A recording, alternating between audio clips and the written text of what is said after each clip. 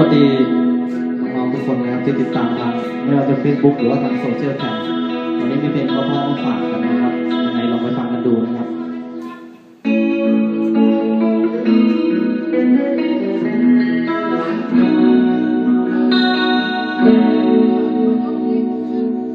ปวดใจดังไฟสูงส่วงทะลวงอกฉัน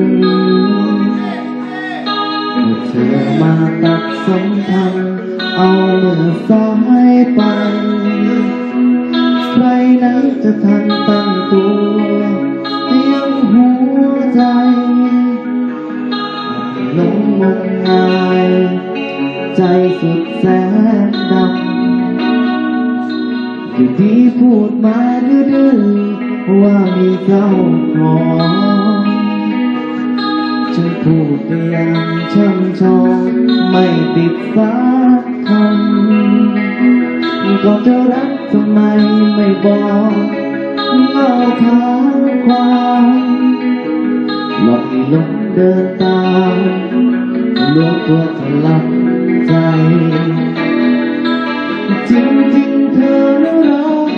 เธอรู้เต็มอกใหญ่จึงมาพบโกหกหน้า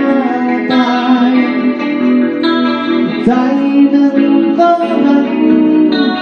จับจิตฝังใจใจหนึ่งก็แสนจะแค้นเธ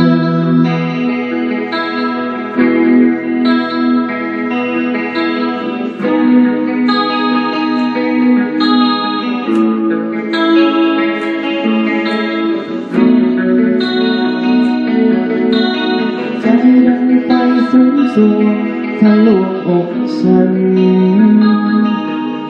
เมื่อเธอมาตัดสัมพันธ์เอาเมื่อสายไปใครไหนจะทันตั้งตัวยังหัวใจหลอกให้หลงเดินตามใจสุดแสนดำอยู่ที่พูดมาดื้อว่ามีเจ้าของฉันพูดได้อย่างช่ำชองไม่ติดสักคำก็จะรักทำไมไม่บอกเล่าเท้าความหลอกให้หลงเดินตามลวงตัวถลำใจจริงๆเธอรู้รักเธอรู้เต็มอกใหญ่จึงมาพบโกหกหน้าตายใจหนึ่งก็รักจับจิตฝังใจใจหนึ่งก็แสนจะแค้นเธอจริงๆเธอรู้รักเธอรู้เต็มอก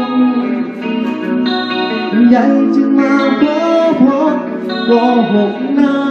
ตายใจหนึ่งก็รักจับจิตฝังใจใจหนึ่งก็แสนจะแค้นเธอ